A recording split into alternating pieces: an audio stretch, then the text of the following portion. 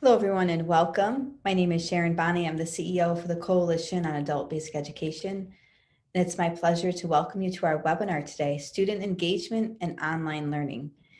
And we are really delighted that we have a partner in Essential Education. Because of their sponsorship, this webinar is completely free to our members. So I want to turn this over to Dan Griffith of Essential Education. Dan?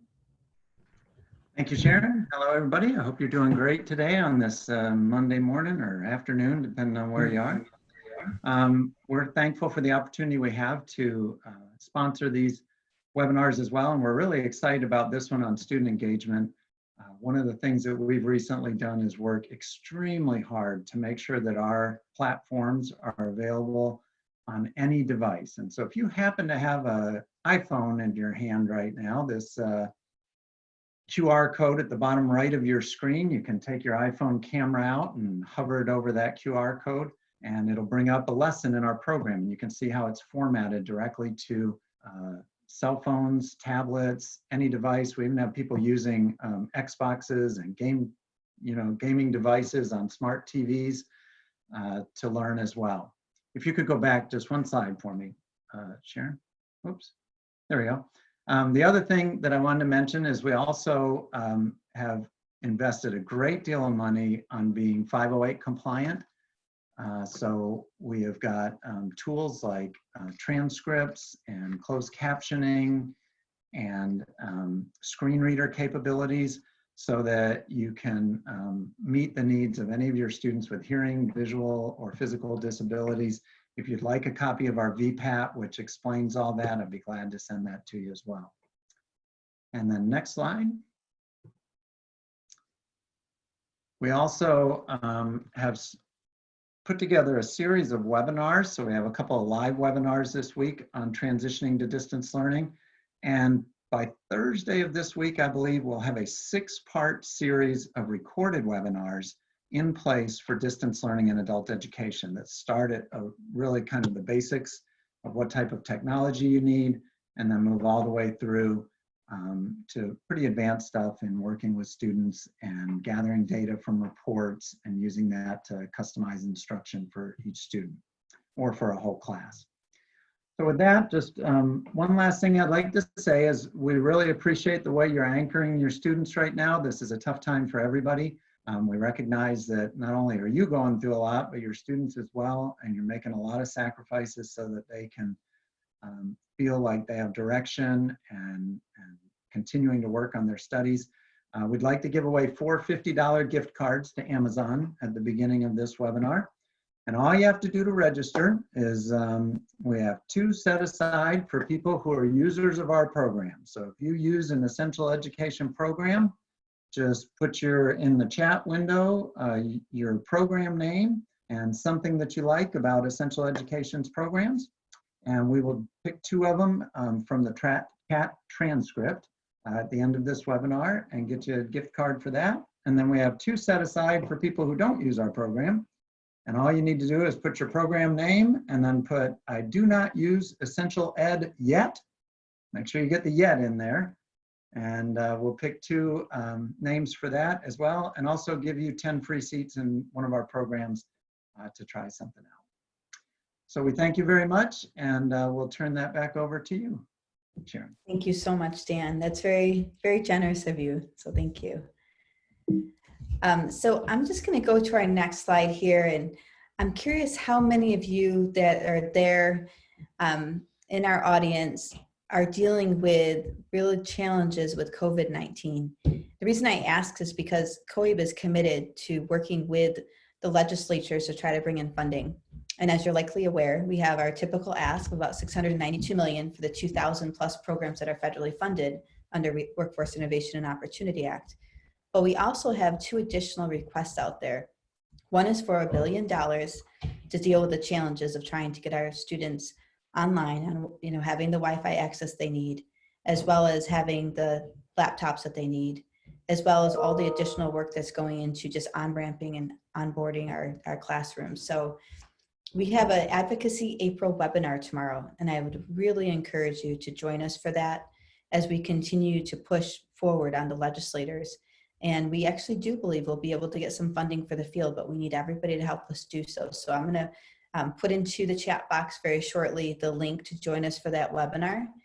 There's over 400 people registered so far, but we have enough for 1,000 seats. So we're hoping that we'll fill all those seats, and that those of you who've taken the time to join us for this will join for that as well, because really we can make a difference.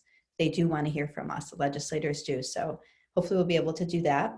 And then as well, you're likely aware that the stimulus funding in this third package, the stimulus funding that was sent to governors, but adult education was not written in that. And so we want to make sure that adult education receives funding at the state level as well. So we'll talk more about that on our webinar tomorrow, but I just wanted to mention that quickly. And then as well, I wanted to mention that we do have a number of additional targeted webinars that are targeted to help you navigate the challenges of COVID-19. And we will post a link for that as well in the chat box. So without further ado, I want to introduce you again to Yesenia Lorenzo. And probably many of you that are on today joined us on Friday when Yesenia joined us as our featured presenter. I'd love for you to give us a show of hands. Raise your hand there through our platform and let us know if you were there with us on Friday. But I'm going to read her bio quickly. So Yesenia has worked in adult education for the last 8 years and is currently a doctoral student at USC Rossier School of Education. Her research and teaching focuses on understanding technology integration by assessing key aspects of the teacher's technology proficiency and needs. Her research has focused largely on investigating the technology integration barriers that educators face and the training they have received. Her goal is to find possible areas of improvement to advance distance education in adult learning settings. So really excited to introduce Yesenia to you. She did a fantastic job on Friday, and I'm going to now turn my camera off and turn this over to Yesenia. Yesenia? Welcome, everyone, and thank you for joining us today. I'm going to be sharing my screen. If Sharon can give me access, I will be ready. Thank you for joining us. Today, I'm going to be presenting on student engagement in online learning. Really, my goal today is to give you a toolkit of different resources that you can use for student engagement now that we're transitioning from face-to-face classrooms to online learning. So I wanted to start with a quote, and it's that engagement of learning that makes us feel alive. And I think a lot of us, as we learn a little bit, we grow a little bit more, and that's really our students, especially as they're at home, you know, limited from going outside. It's really that engagement as they're learning that's making them wake up every day, get out of their bed and learn something new. They actually become excited to see their teacher online virtually. So let's get started. So what is student engagement? So really early studies of student engagement postulated learning engagement as composed of physical and mental energy. So a lot of the early research studies support the social construct of learning engagement as incorporating 3 areas. And those 3 areas are behaviors, emotions, cognitive engagement. Behavioral engagement really involves students participating in activities such as course assignments. We want to pay close attention to the behavioral engagement when we build our course assignments and what we are asking our students to do on a daily basis. So maybe asking ourselves the question of, is this engaging? What are my student needs at this time? Am I teaching to those needs? Emotional engagement refers to the students' affective attitudes towards the professors, their classmates, and even the course in general. This is where we ask how we're connecting our students, and are we allowing for student connections to us as teachers, to other students in the classroom, and finally, are students able to connect to the curriculum that we're supplying them with? Cognitive engagement relates to students evaluating course content as both relevant and important. Research indicates that as students gain experience with online learning, they come to take more responsibility for their own learning. So as we look at that and we look at affective and behavioral components of engagement, we consider the entire learning experience, both inside and outside the online classroom that we're creating for them right now. There are 4 factors illustrating how students devote their time and energy in the classroom. So first, skills engagement. So that's going to be things such as keeping up with the readings, putting forth the effort to assignments we have given them. Second is emotional engagement, such as making the course interesting or applying what they have learned to their own lives. Third is participation and interaction engagement, such as having fun, participating actively in small group discussions, and enjoying what they are learning in our online environment. Finally, our performance engagement. So students generally want to do well. They get excited when they do well on tests or when we give them good feedback on the assignment that they did. So in the classroom, we can put those happy faces on their paper, right? Or a star, because even adults get excited when we see a happy face on our paper. But in the online classroom, we need to make sure that we are providing that verbal feedback to them in a way that they can receive it and understand it. So online engagement involves students using time and energy to learn materials and skills, demonstrating that learning and interacting in a meaningful way with others in the classroom. Enough so that those people that they're interacting with, their instructor and their other students in the class, become real to them in the same way that they do in a face-to-face classroom. We want our students to become at least somewhat emotionally involved with their learning. For example, we want them to get excited that we sent them out a new message or that we have provided them with new content, and we want them to enjoy that learning and interaction. The level of academic challenge is whether students are putting forth enough academic effort, such as the time spent studying, reading, writing, or preparing for class. All mental capacities, memorization, analysis, synthesis, making judgment, and application are relevant in the online learning environment. Research shows that students are most engaged when we involve them in that analytical work. As educators, we want to create an environment which leads students to the understanding, knowledge, application skills, and competences that are required for academic success, regardless of whether the student is sitting in that face-to-face classroom or in front of a computer screen. According to much research, findings have discussed that academic rigor in the present courses require students to master material with sufficient facility to apply it to multiple contents of their lives, provide students with the opportunity to develop the ability to reflect and act on their own understanding, clearly set expectations and align grading and feedback opportunities to ensure students have met those expectations. Even though students may have a different view of rigor, pushing them out of their comfort zones and into deeper learning will help them achieve their educational and career goals. So we're going to talk about some ideas for increasing that online engagement. And one of the first best practices would be to communicate in multiple formats. So online education provides instructors with lots of ways and avenues to communicate with our students. Most commonly, course email and discussion forums tend to be standard communication tools, but I really want to remind you not to overlook in other areas such as embedded audio or video, chat rooms or instant messaging, broadcasting text messaging, and maybe homepage announcements.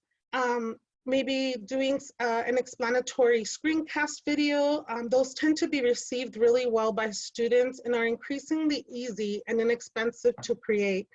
So the multiple ways of communication are going to help us if we're just sending that weekly email on Monday morning of what to expect this week, kind of like a class announcement, that agenda that you would put on your board during the face-to-face classroom.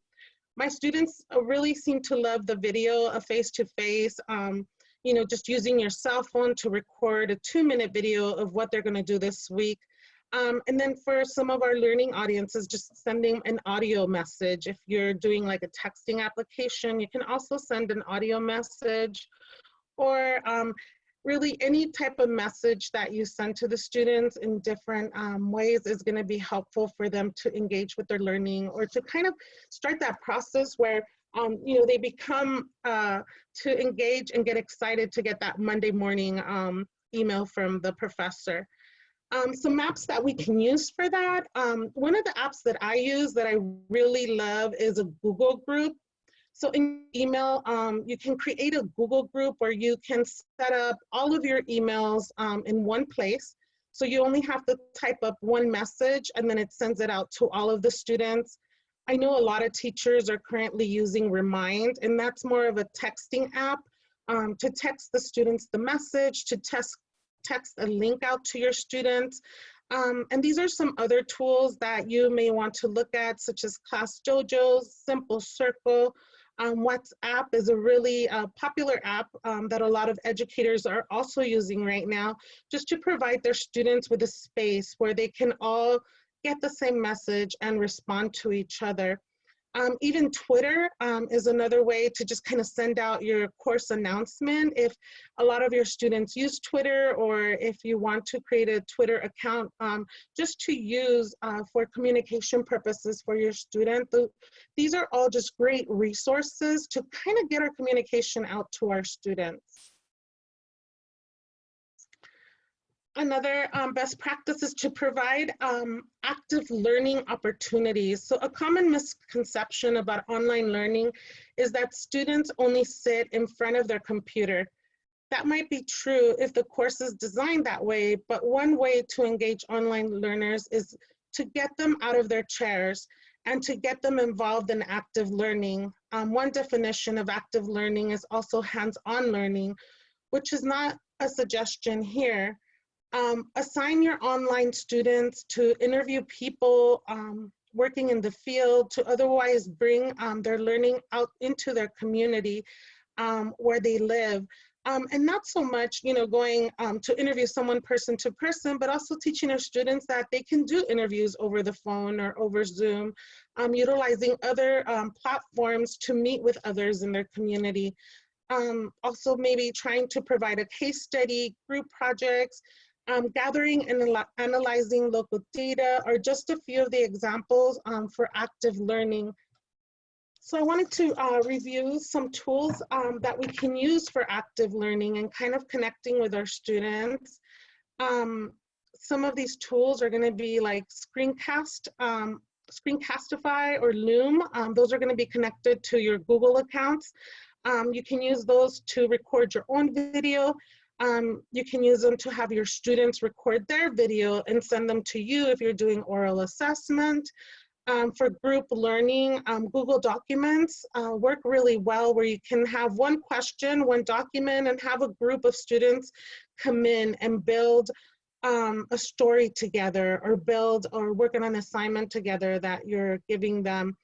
Having webinars with them, even having our students share pictures. If you're using one of the texting apps, students are able to upload pictures of something that they're learning right now, or something that they're, you know, something that they're doing within their home as far as learning. Surveys, we have Poll Everywhere, which helps with surveys, and it helps the students also look at the results of what other students in their class are thinking. So these are just a couple of tools to share. I know even right now, as you're starting your classrooms, it's the students like to look at other students' pictures and what they're doing. Especially, I remember, you know, when I taught beginning literacy ESL class, some of our students, you know, when we were learning fruits, everybody had to text the picture of a fruit in their household. And it was really interesting, just different cultures, to see all the different types of fruits that they would come up with. And then they would have to ask questions. What type of fruit is that? And the students had to respond, and they were really engaged in learning about what others had in their home. We also want our students to actively collaborate in their own learning. So we want their efforts of students to contribute to the class discussions, work with other students, and engage in other class activities. And sometimes this takes a little bit of training. Our students are sometimes not used to discussing, or they're not used to speaking in the class. They're used to direct teaching where the teacher is always teaching. But active learning really requires for the students to engage and ask questions and be a participant in their own learning. So the online classroom has been commonly referred to as their learning community, implying the expectation is that the environment that fosters collaborative efforts to promote learning. So really what we're trying to do here is get all our quiet students to kind of speak up and start talking. And really this is going to happen through collaborative learning ideas such as like peer tutoring, idea sharing, them sharing their own learning process, and bringing in the knowledge that they bring as a student, because everybody has a very rich knowledge base that they can bring into the classroom. One of the things that I feel every student in my class always teaches me something. So it's important to let our students know that their knowledge that they bring into the classroom is so important and so relevant to their learning experience.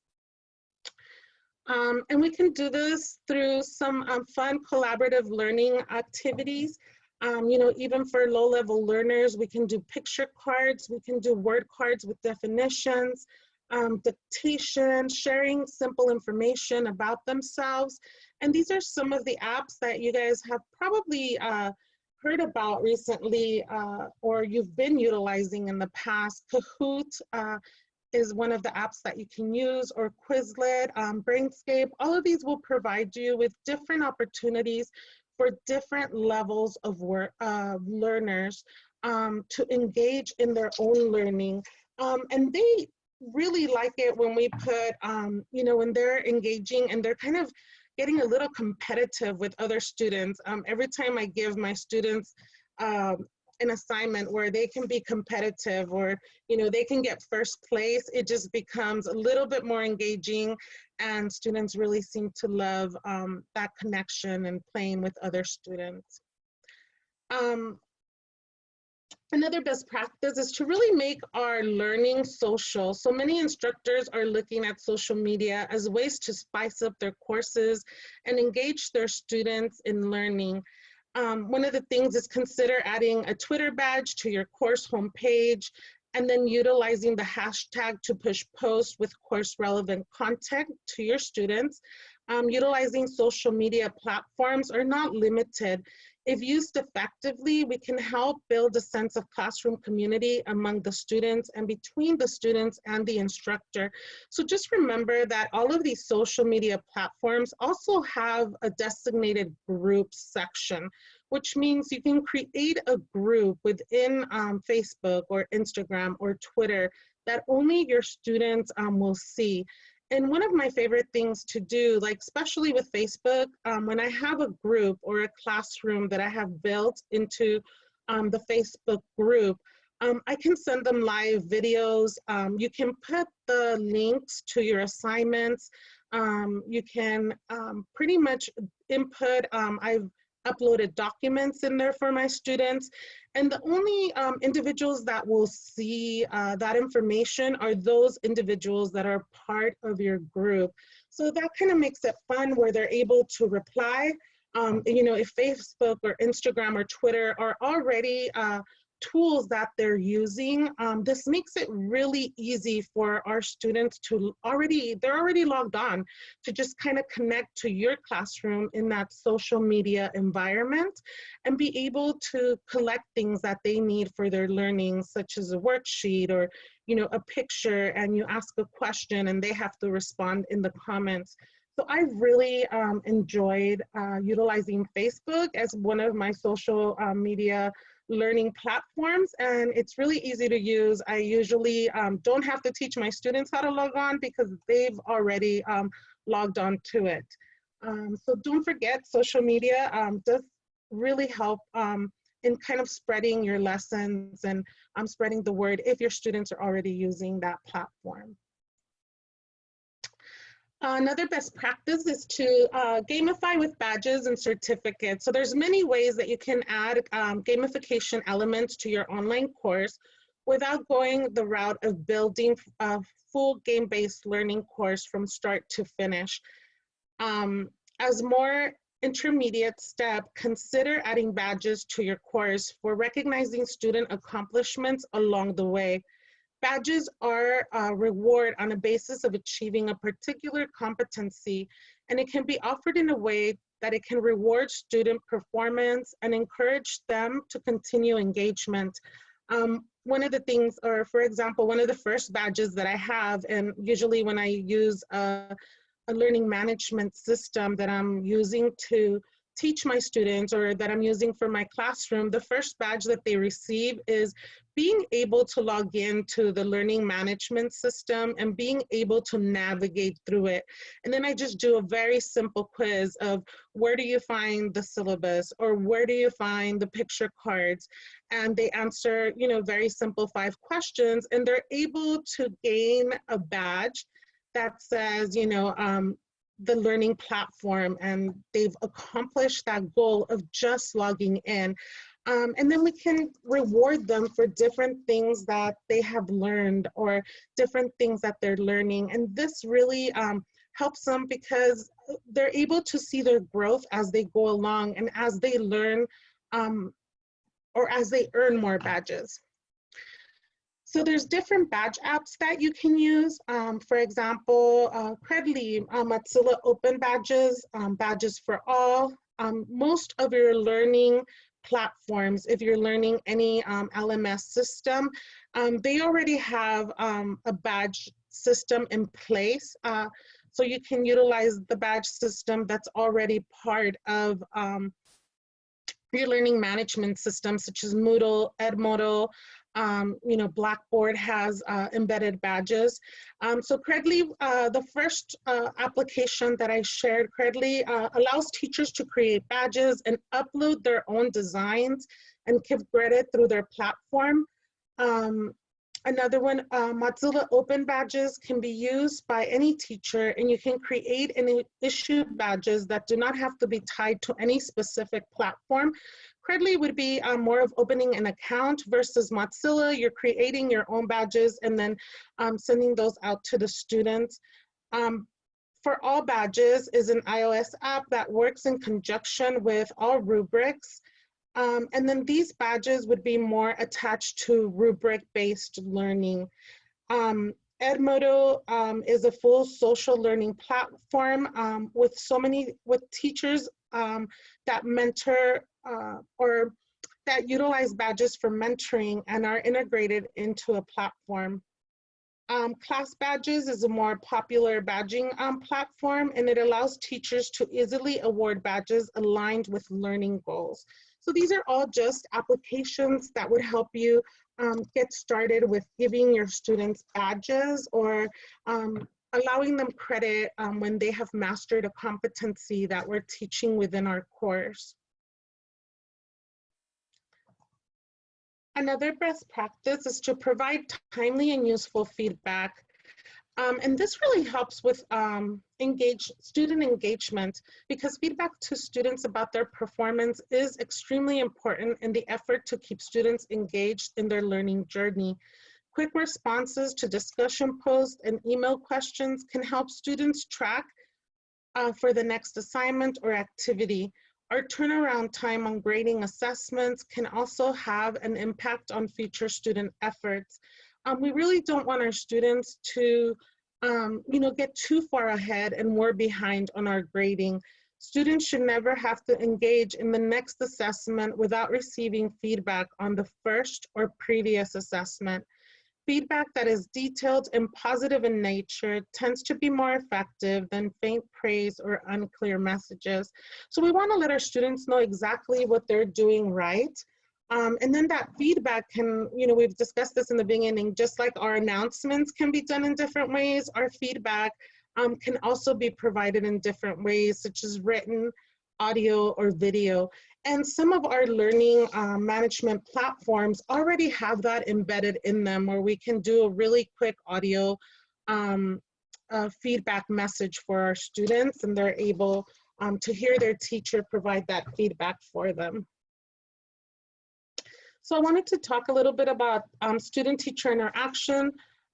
So the research shows that the prompt feedback is particularly vital for online students who can otherwise suffer effects of isolation and detachment, especially for those students that are living on their own, or, you know, right now it's just they're here individually, they don't have anybody else at home. Then really the student-teacher feedback is going to be that relationship that builds. And the more feedback we give them, or the more positive feedback we give them, the more engagement we are going to get from the student. Another best practice for student engagement is to add self-assessment opportunities.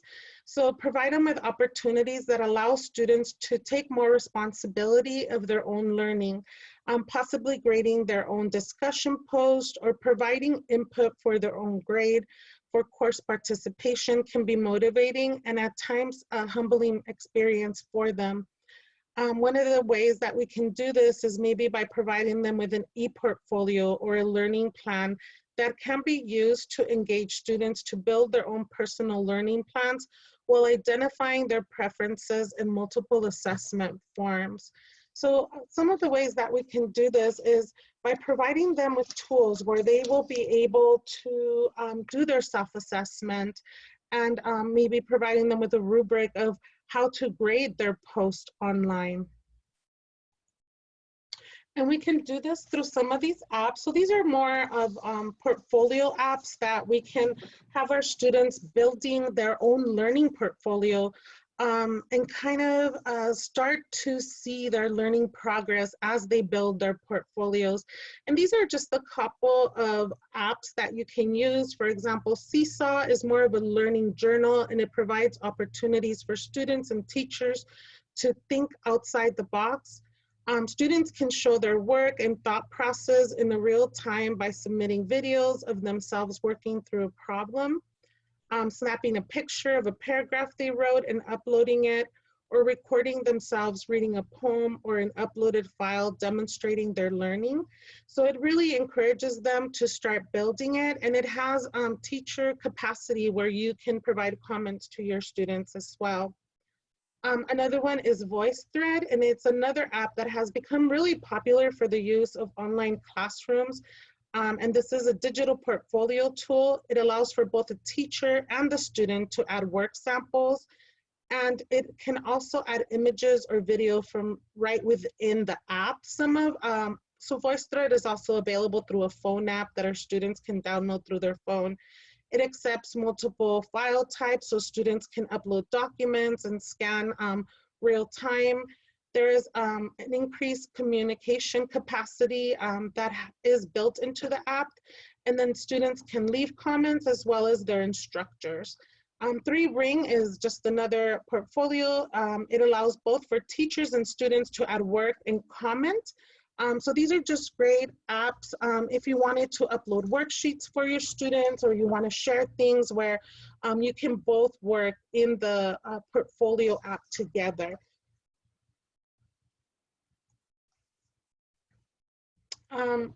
One of our seventh best practice would be Microcast. So we don't want to make videos that are too long. As most of us know, we start making videos that are too long, our students tend to start losing interest.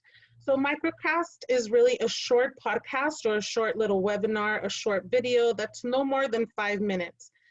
So Microcasts can be parts of longer lectures, but we can break them down and make into a series so that the students can listen in short bursts, or they can be designed to be done independently, concise, discuss specific parts of your learning objective.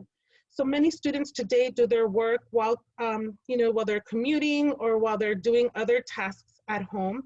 A microcast fits well into, having students that are multitasking. Even the most tech-savvy student can hear their instructor's voices through a microcast in a few minutes.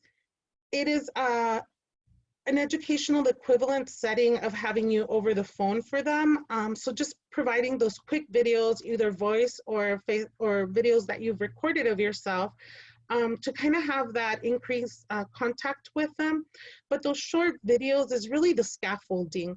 What we want to do is, if we have one lesson, really break it apart into 5 or 6 parts where we can provide our students mini lectures or mini videos. And it provides our students really with a sense of security, where they just have to watch a very short video, answer a few questions, or do an activity of matching multiple choice, or even answering a question.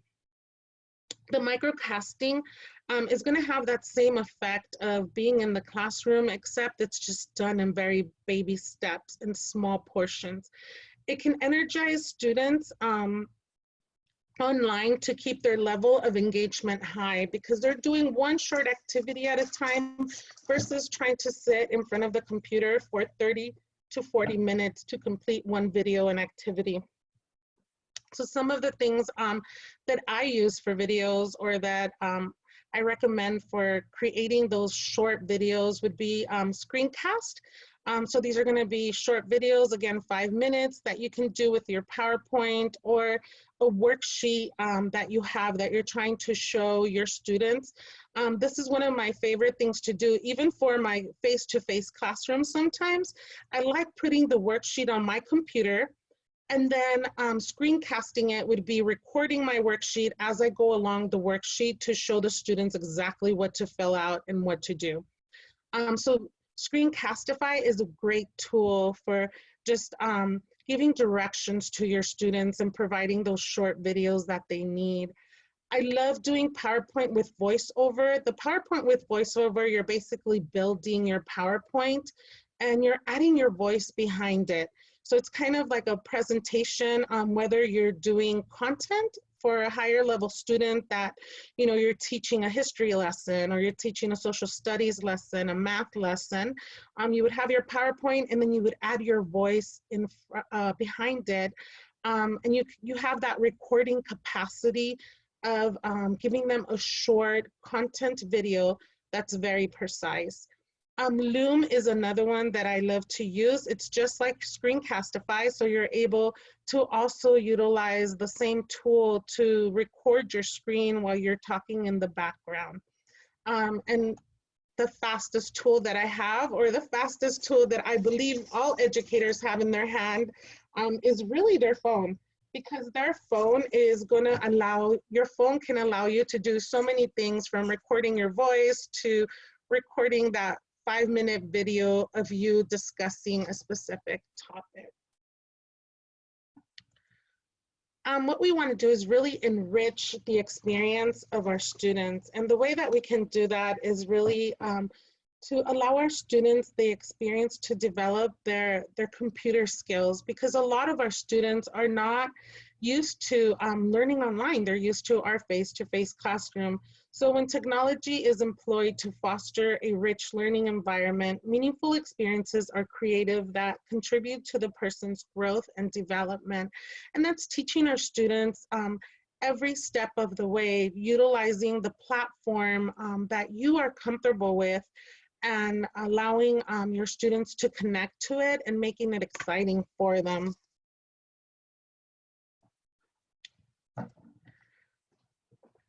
And what we want to do, I want to leave you with a saying, and it says, a well-prepared and engaging teacher is a catalyst, a spark that creates the desire to learn in our students.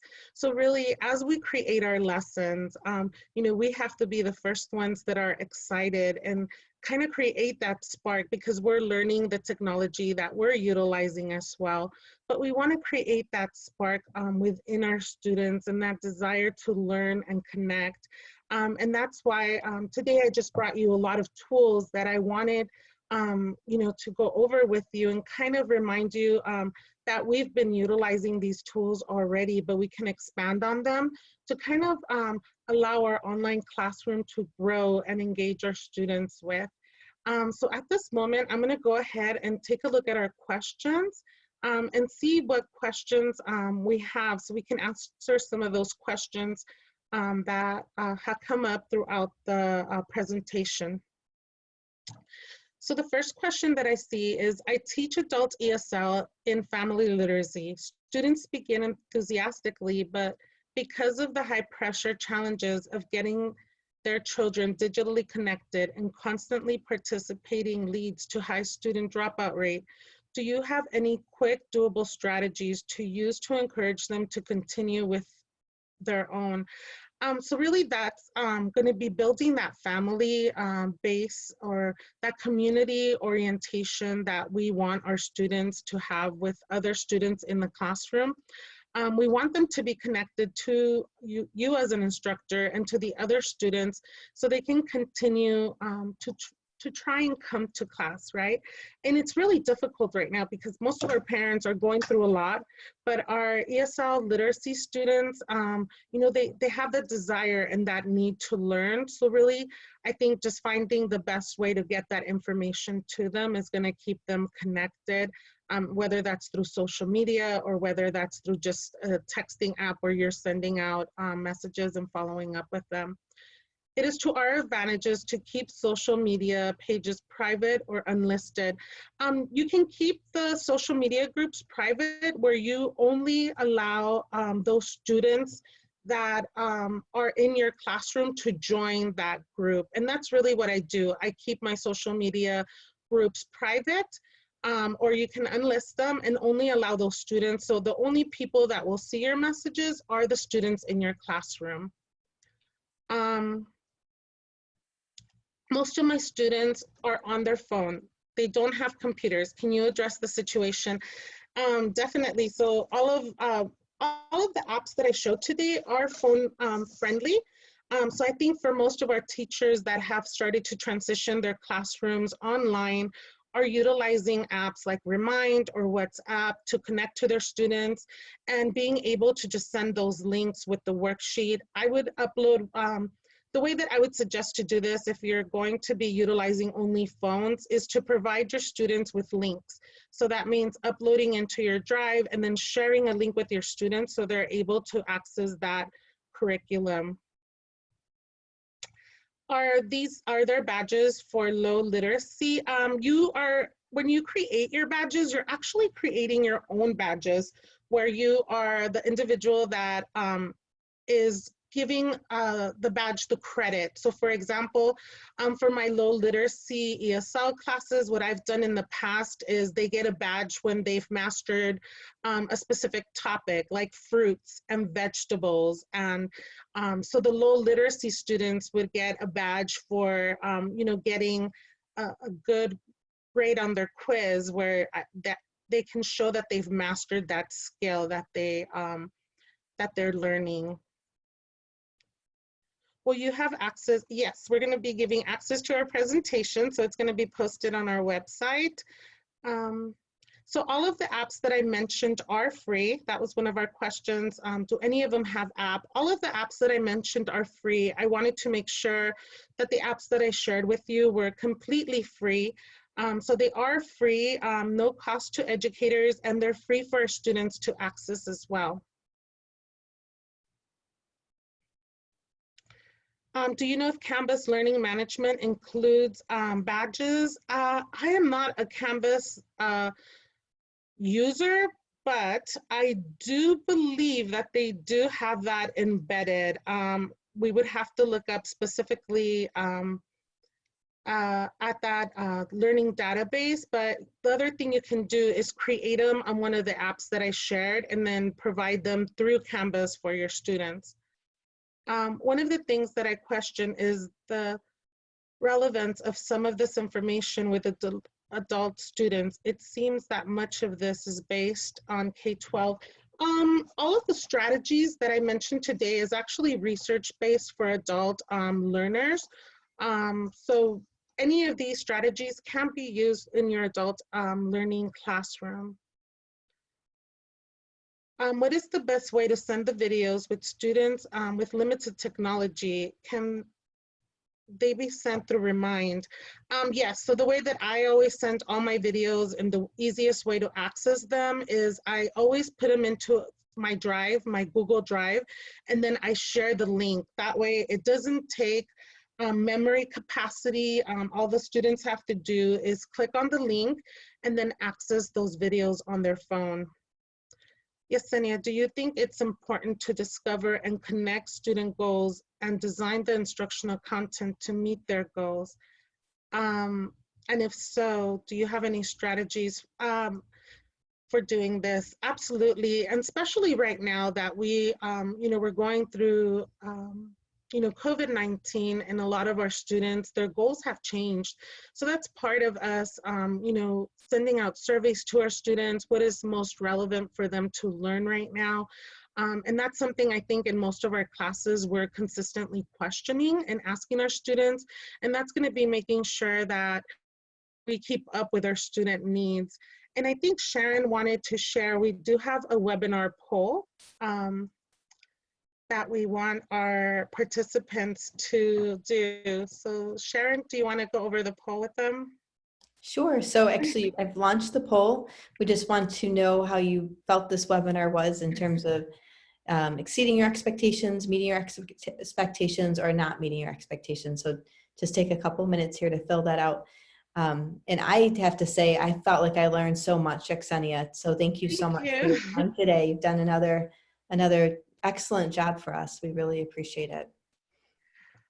I also just want to mention, we did put into the chat box the webinars links for, there's a webinar tomorrow. There's another webinar on online registration that's taking place on Thursday. So we've got a number of webinars lined up for you, and I just want to encourage you all, if you don't see it there in the chat box, you can always check our COABE website as well. So Yesenia, did you have any more questions you wanted to answer, or anything else you wanted to leave with? No, I'm just thankful for the opportunity. Thank you so much. I really appreciate the opportunity, and hopefully some of the tools and resources that I provided everyone here today will be helpful in creating their online learning experience for their students. Yes.